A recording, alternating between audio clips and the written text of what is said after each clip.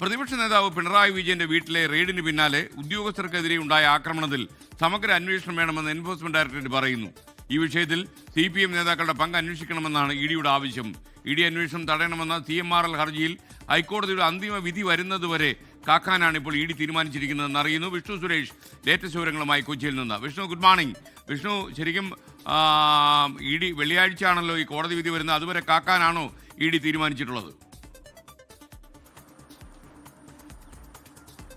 Very good morning. അതുവരെ കാക്കാനാണ് ഇഡിയുടെ തീരുമാനം. അതായത് ഇന്നലെ കോടതി വളരെ കൃത്യമായി പറഞ്ഞിട്ടുണ്ട്, വെള്ളിയാഴ്ച വിധി വരുന്നത് വരെ CMRLനെതിരെ നടപടി പാടില്ല എന്ന്.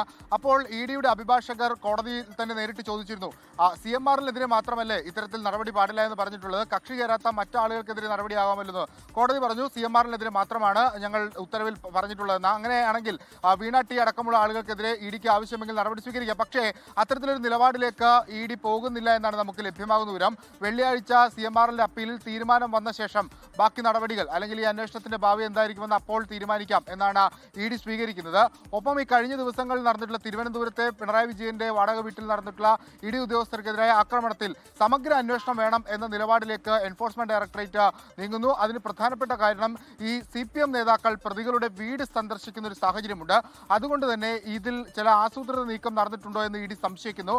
ആ ഒരു പശ്ചാത്തലത്തിലാണ് CPM നേതാക്കളുടെ പങ്ക് കൂടി പരിശോധിക്കണമെന്ന ആവശ്യം ഇപ്പോൾ എൻഫോഴ്സ്മെന്റ് ഡയറക്ടറേറ്റ് മുന്നോട്ട് വെക്കുന്നത്. ഒരു പക്ഷേ ഡയറക്ടറേറ്റിൽ നിന്ന് അനുമതി ലഭിച്ച ശേഷം കേസിൽ കക്ഷി ചേരാനുള്ള സാധ്യതയുണ്ട്.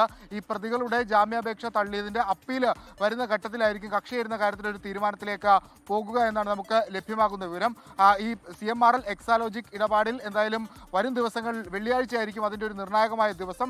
അതിനുശേഷമായിരിക്കും ആ കേസിന്റെ തുടരന്വേഷണവുമായി ബന്ധപ്പെട്ട കാര്യത്തിൽ ഇഡി നിലപാടുകൾ സ്വീകരിക്കുക. SK. ഓക്കെ.